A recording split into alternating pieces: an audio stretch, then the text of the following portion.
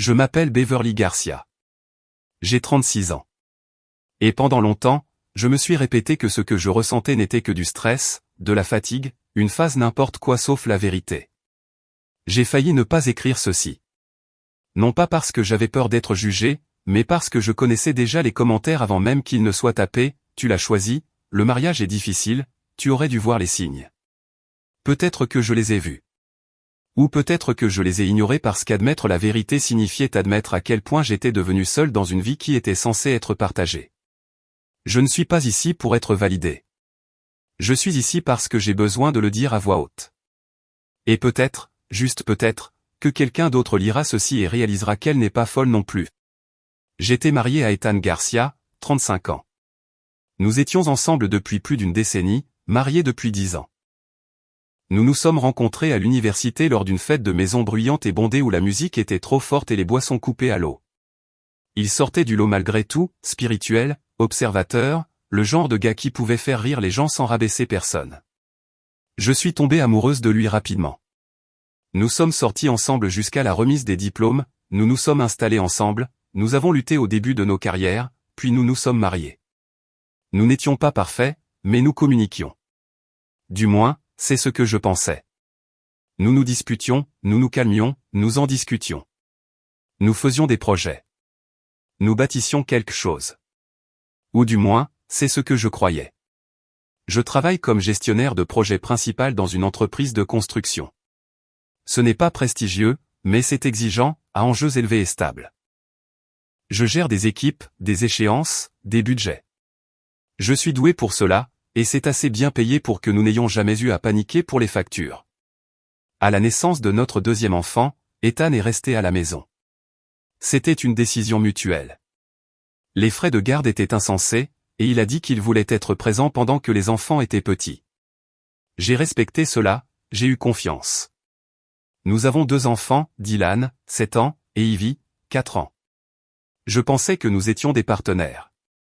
Cette illusion ne s'est pas brisée d'un coup, elle s'est fissurée lentement, silencieusement, jusqu'à ce qu'un jour je réalise que je me tenais seul dans les décombres depuis des mois. Mes journées commençaient tôt.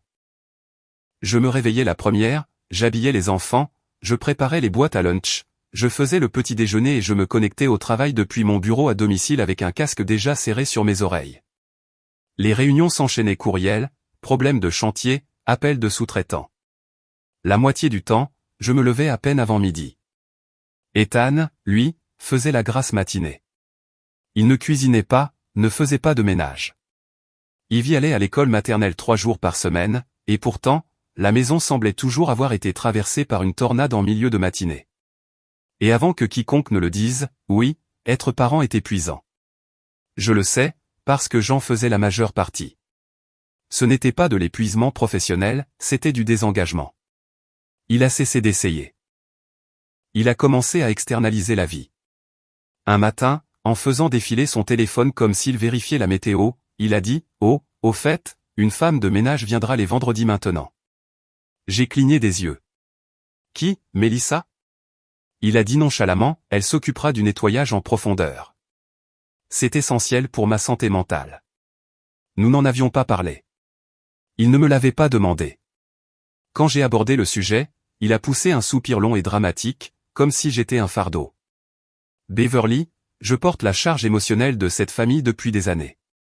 Des années. Cette expression, charge émotionnelle, a commencé à revenir souvent. Tout comme, guérison. Tout comme, me donner la priorité. Chaque fois que je remettais en question les dépenses, les efforts ou les décisions, j'étais soudainement celle qui ne le soutenait pas, qui était méprisante, qui faisait partie du problème. Je n'étais pas en colère parce qu'il voulait de l'aide, j'étais en colère parce qu'il voulait le contrôle sans la contribution. La femme de ménage venait et Ethan ne levait pas le petit doigt. Il restait assis sur le canapé à faire défiler son écran pendant que quelqu'un d'autre récurait autour de lui. Ivy a fini par aller à la maternelle à temps plein, et Ethan a utilisé ce temps pour se ressourcer. Des podcasts sur l'alignement masculin, trouver sa mission supérieure, devenir son moi authentique. Pendant ce temps, je gérais un foyer, une carrière et 2 enfants tout en me faisant dire que je l'ai tout fait. Je cuisinais la moitié des repas, pliais le linge, m'occupais de l'heure du bain, faisais les travaux de jardinage, sortais les poubelles, réparer les choses quand elles cassaient. Je le faisais silencieusement sans compter les points, jusqu'à ce que je réalise que j'étais la seule à encore jouer le jeu. Il a commencé à faire des commentaires des petits, juste assez tranchants. J'aurais aimé attendre quelqu'un qui apprécie mon ambition. Je n'aurais jamais imaginé être coincé dans cette vie si jeune. Il les disait comme des blagues, mais son ton disait le contraire, comme si j'étais le poids attaché à sa cheville. J'ai ignoré cela, je me suis dit qu'il traversait une phase, que nous en parlerions. Puis, un après-midi, entre deux appels, je lui ai demandé poliment s'il pouvait remplir le lave-vaisselle. Il n'a même pas levé les yeux. « Je ne suis pas ta mère », a-t-il dit, suffisant comme s'il avait gagné. Je me suis figé. Je ne lui demandais pas de m'élever. Je ne demandais pas de supervision. Je lui demandais de participer à la maison dans laquelle il vivait. Mais soudain, toute attente de ma part était présentée comme de la dépendance, comme si je m'attendais à ce que tout me soit dû. Cette phrase est devenue son bouclier, « Je ne suis pas ta mère ». Il l'a redit quelques jours plus tard, puis encore, et c'est là que j'ai compris. Ce n'était pas une question de corvée. Ce n'était pas une question d'épuisement. C'était une question de respect et je n'en avais plus. Cette nuit-là, allongé éveillé alors qu'il dormait profondément à côté de moi, j'ai réalisé quelque chose qui m'a serré la poitrine. Je n'étais pas marié, je finançais la stratégie de sortie de quelqu'un d'autre. Et j'étais la seule à faire semblant que tout allait bien. Quelque chose devait changer. Et je savais déjà que je ne pouvais plus ignorer ce que j'avais vu. Je ne me suis pas réveillé un matin en décidant de punir Ethan. C'est la partie que les gens comprennent mal quand ils entendent ce qui s'est passé ensuite. Je n'ai pas claqué de porte. Je n'ai pas menacé de divorcer. Je n'ai pas donné d'ultimatum ou fait de discours dramatiques. J'ai juste arrêté. Arrêté d'être la colle invisible qui maintenait tout ensemble. Pendant des années, j'avais fait les choses automatiquement. Non pas parce qu'on me le demandait, mais parce que je savais que si je ne le faisais pas, personne d'autre ne le ferait. Une ampoule qui vacille? Je la changeais. Une charnière de porte qui grince? Moi. Un tiroir sorti de son rail? Moi. Un robinet qui fuit, un broyeur coincé, un loquet de placard cassé géré. Tout l'entretien silencieux qui empêche une maison de tomber en morceaux. J'ai arrêté de faire cela. Au début, c'était subtil. La lumière du couloir a grillé. Je le remarquais chaque fois que je passais devant. La mémoire musculaire me démangeait de prendre une échelle. Je ne l'ai pas fait. J'ai passé mon chemin dans le noir. Le ventilateur de plafond dans la chambre d'amis a commencé à cliquer. Je l'entendais à travers la ventilation pendant que j'étais en appel. Je n'ai pas bougé. Le tiroir de la salle de bain a glissé de travers et a fini par sortir complètement de son rail. Celui-là n'a pas mis longtemps. Ethan est entré dans la cuisine un soir, tenant le tiroir à deux mains comme s'il l'avait personnellement insulté. « Peux-tu réparer ça ?» a-t-il demandé. « Non », ai-je dit. Il a cligné des yeux. « Sérieusement ?»« Ouais », ai-je répondu calmement. « Je ne suis pas ton père. » Le silence fut immédiat et pesant. Il m'a regardé comme si j'avais dit quelque chose de dément. « Tu ne vas vraiment pas m'aider ?» Sa voix a monté, aiguë d'incrédulité. « Aider ?» ai-je répété. « Ethan, je travaille à temps plein. Je m'occupe des enfants. Je gère cette maison. Ce n'est pas de l'aide. C'est de la survie. » Il a ricané. « Waouh, c'est mesquin. » Je l'ai enfin regardé. « Est-ce que ça l'est ? Ou est-ce simplement la première fois que j'arrête de tout faire sans qu'on me le demande ? » Il a posé le tiroir brusquement sur le comptoir. « Tu avais l'habitude de faire ces trucs sans en faire toute une histoire. »« Ouais, » ai-je dit, à l'époque où nous étions une équipe. Il est sorti précipitamment de la pièce en marmonnant entre ses dents, mais j'ai vu son visage avant qu'il ne se détourne, le choc. Pas la colère. Le choc. Parce qu'il n'avait pas l'habitude d'entendre, non. Pendant des années, j'avais tout géré, chaque pneu crevé, chaque étagère cassée, chaque fois que l'imprimante bourrait ou que le broyeur à déchets faisait ce bruit de grincement. Il n'avait jamais eu à y penser. Et bêtement, moi non plus. Il n'a jamais été question du tiroir.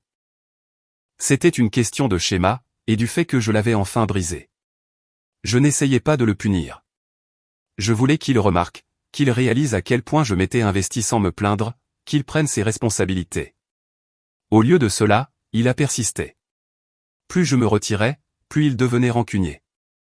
Il a commencé à dire qu'il avait besoin de sa propre identité, qu'il ne se reconnaissait plus, qu'il se sentait piégé. Et je comprenais ce sentiment plus qu'il ne le réalisait. Mais ce qui me dérangeait, c'était le moment choisi. Cette clarté n'apparaissait qu'une fois que quelqu'un d'autre faisait toutes les parties difficiles de la vie pour lui. Je ne lui demandais pas de retourner travailler. Je n'exigeais pas de grands gestes. Je voulais juste de l'équilibre. Mais l'équilibre menaçait son confort. Puis les choses ont commencé à devenir étranges.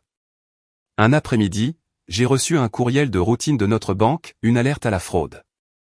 Rien d'urgent, juste une notification indiquant qu'il y avait eu plusieurs transferts vers un nouveau compte d'épargne, un compte que je ne reconnaissais pas. Au début, j'ai supposé que ce n'était rien. Peut-être qu'il organisait les finances. Peut-être que c'était quelque chose dont nous avions parlé et que j'avais oublié. Alors, j'ai demandé nonchalamment ton léger, pas d'accusation. Et, ai-je dit alors que nous étions tous les deux dans la cuisine. As-tu déplacé de l'argent vers un nouveau compte d'épargne? Il n'a pas levé les yeux alors qu'il coupait des fraises. Ouais, a-t-il dit. Juste pour mettre quelque chose en place par sécurité, tu sais, juste au cas où. Au cas où quoi? Il a haussé les épaules. Rien. C'est juste intelligent d'avoir de l'argent de réserve qui n'est pas tout au même endroit. C'est ce que disait mon podcast. J'ai laissé couler sur le moment, mais cela ne me semblait pas correct. Cette nuit-là, après que les enfants se soient endormis, j'ai vérifié le compte. Ce n'était pas un seul transfert. C'était 4 petits montants, 60 là, $150 un autre jour. Le tout en 2 semaines, allant tous vers le même compte externe, un compte à son nom seul. J'ai fixé l'écran plus longtemps que je ne veux l'admettre. Je ne suis pas paranoïaque, mais je ne suis pas stupide non plus. Alors, j'ai commencé à surveiller discrètement. Chaque matin, j'ouvrais l'application bancaire. J'exportais les relevés en PDF, je surlignais les transferts, les dates, les notes, les eurodatages. Il les étiquetait comme « réserve épicerie » ou « jour de pluie ». C'est drôle, parce que notre épicerie ne dépose pas d'argent dans un compte d'épargne privé au nom d'Ethan Garcia. J'ai remarqué d'autres choses aussi. Ses dépenses augmentaient. Un tapis de yoga, $130. Un nettoyant pour le visage bio, $65. Un cours de transformation en ligne, $299. Le tout débité du compte joint. Pendant ce temps, je préparais mes repas à l'avance pour économiser de l'argent, j'apportais mon café de la maison, je sautais le déjeuner certains jours quand le travail était démentiel. Nous vivions dans 2 réalités financières différentes. Ce qui a vraiment durci quelque chose en moi, c'est un transfert de $400 le jour même où il m'a dit que nous devions éviter de commander à manger parce que l'argent se faisait rare. J'avais accepté. Bien sûr. L'hypothèque, 2 enfants, l'inflation qui ronge tout. Ce soir-là, après avoir couché les enfants, je me suis assis seul dans le salon et j'ai réalisé quelque chose qui m'a retourné l'estomac. Il n'était pas seulement désengagé, il se préparait. La confirmation finale est venue quand j'ai essayé de renouer le contact. J'ai suggéré une soirée en amoureux, j'ai proposé de m'occuper de la babysitter. Choisis un endroit. Fais au plus simple.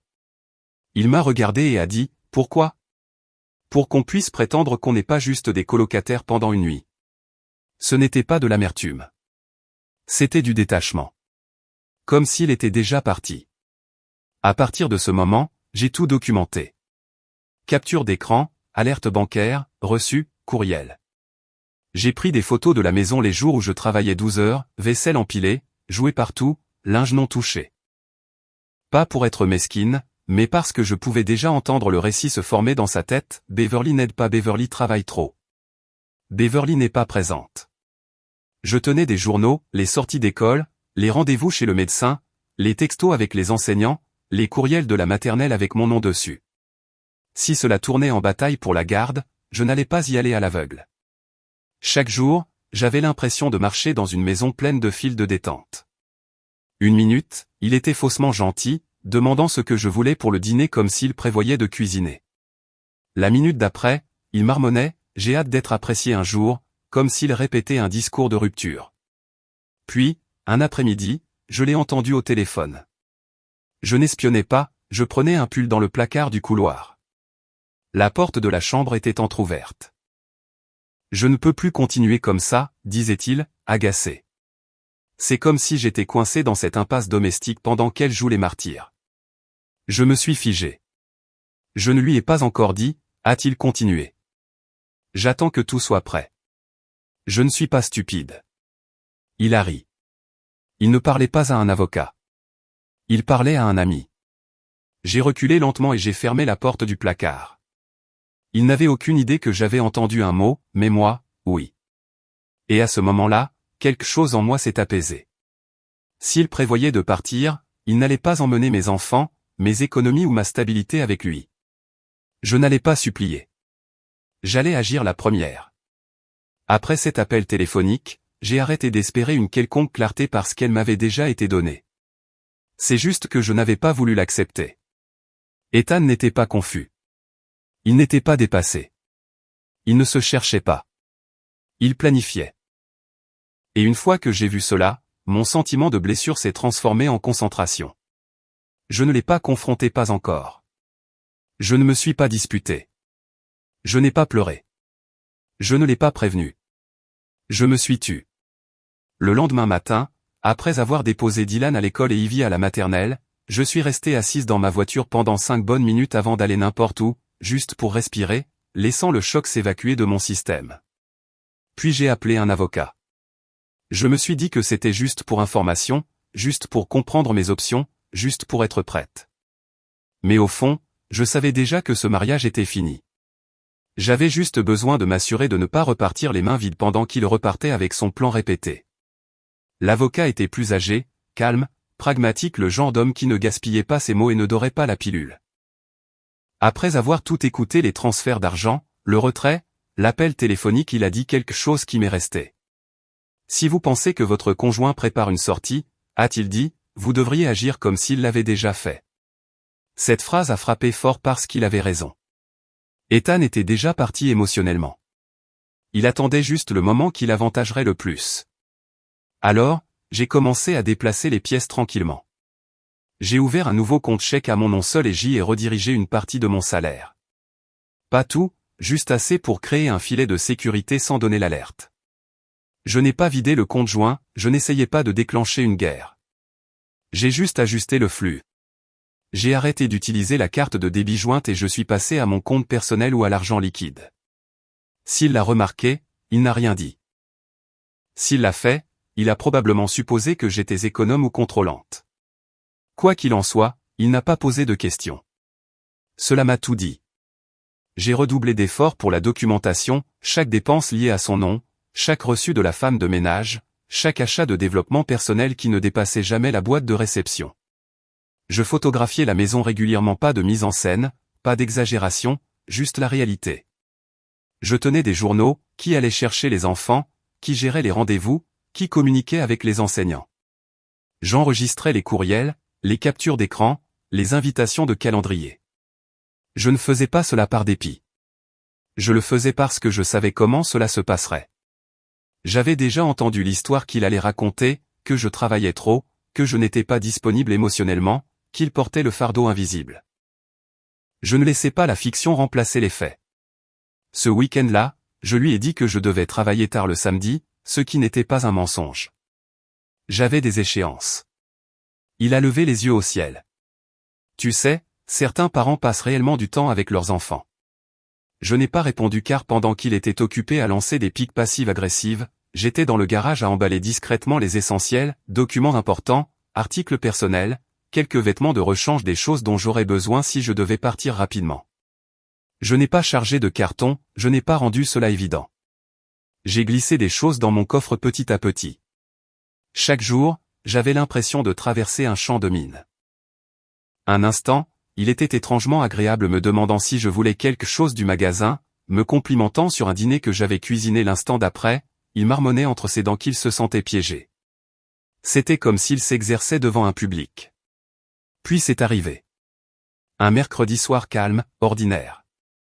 Je travaillais sur mon ordinateur portable dans le salon quand il est entré et s'est assis sur le bord du canapé comme s'il l'avait répété dans le miroir. « Il faut qu'on parle », a-t-il dit. J'ai mis mon écran en sourdine et je me suis tourné vers lui. J'ai réfléchi, a-t-il commencé. Et je ne pense plus que cela fonctionne. Je ne l'ai pas interrompu. Il parlait calmement, détaché, comme s'il annonçait un changement d'horaire. Je ne te blâme pas, a-t-il ajouté, ce qui aurait été drôle si ce n'était pas si prévisible.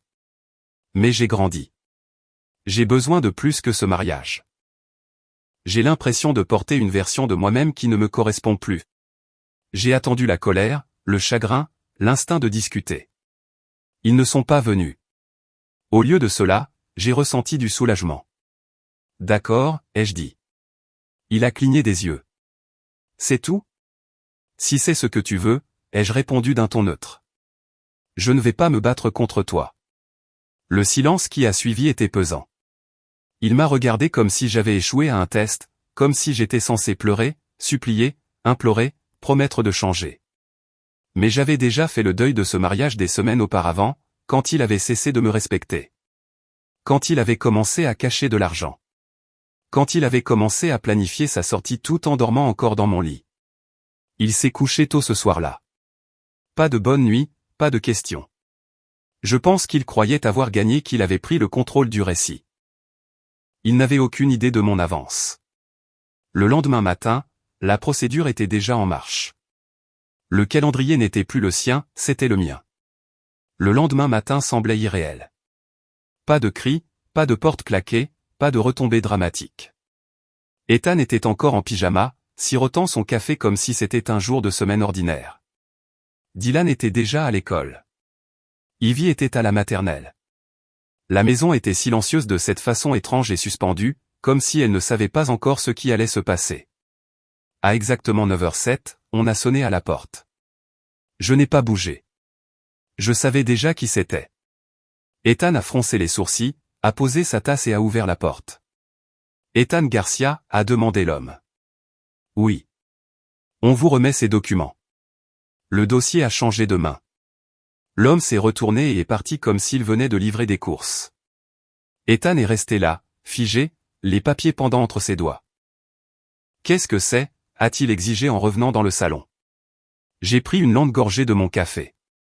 Papier de divorce, demande de garde, divulgation financière, gel des avoirs. Son visage est passé par 3 émotions en moins de 10 secondes, la confusion, la colère, l'incrédulité. Tu divorces de moi, a-t-il lancé. Tu as dit que ça ne marchait plus. Je pensais qu'on prenait de la distance.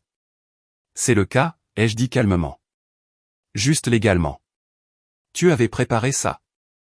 Sa voix s'est brisée non pas de tristesse, mais de choc. Tu as planifié ça?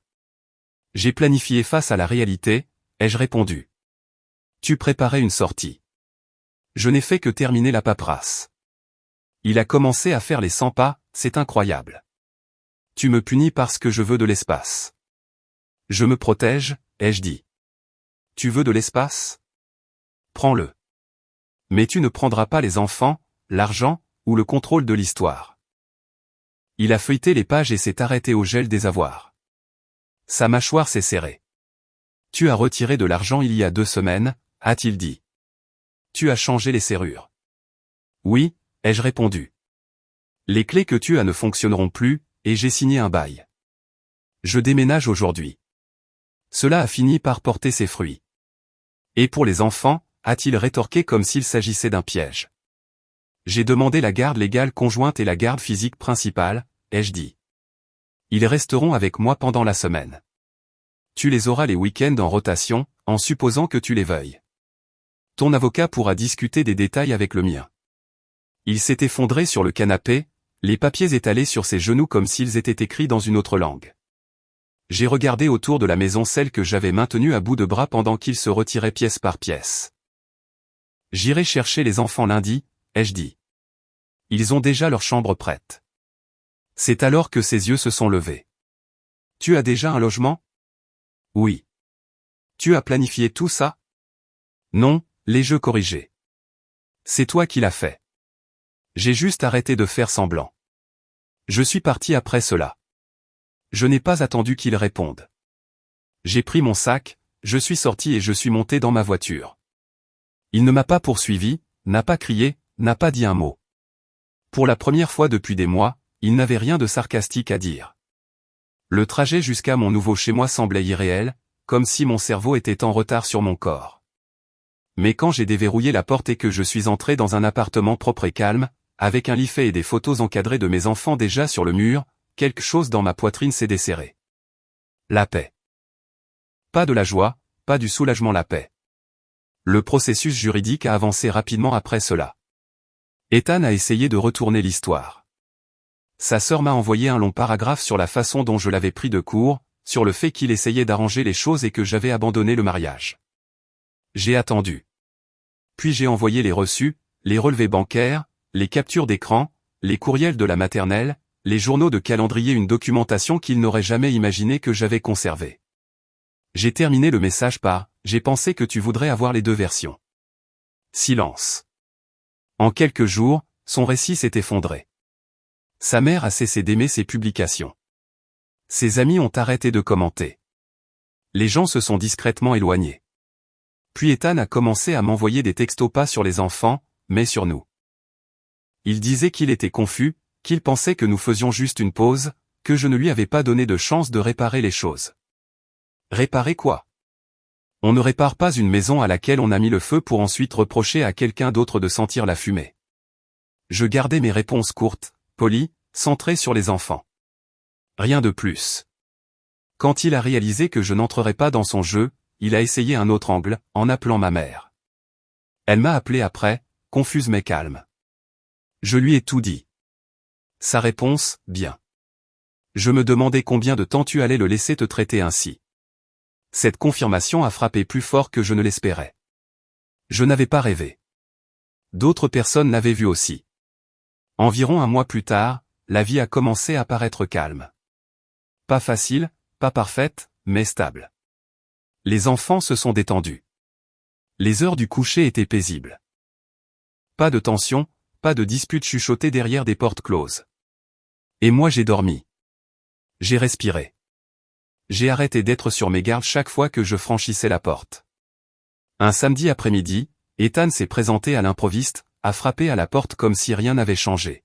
« Je pense qu'on doit parler », a-t-il dit, les bras croisés, lunettes de soleil sur le nez. Je suis sorti et j'ai fermé la porte derrière moi.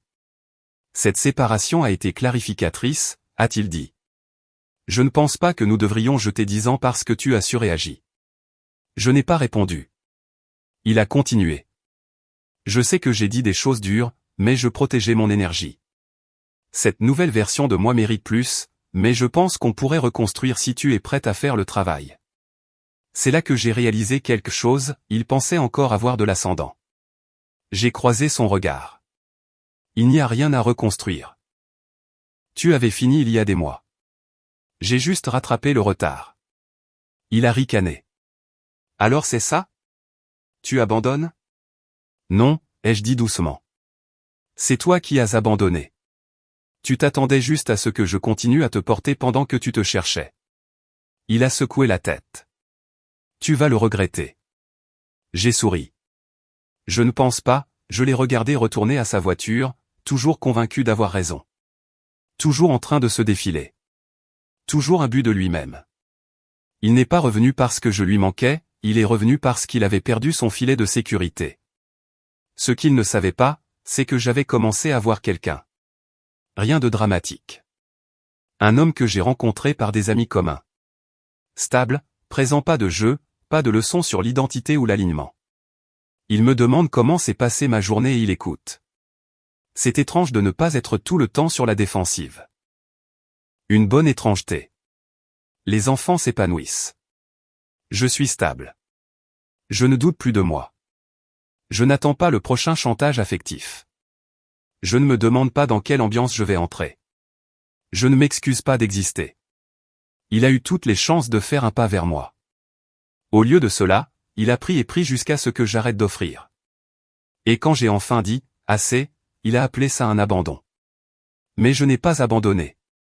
Je me suis réveillé.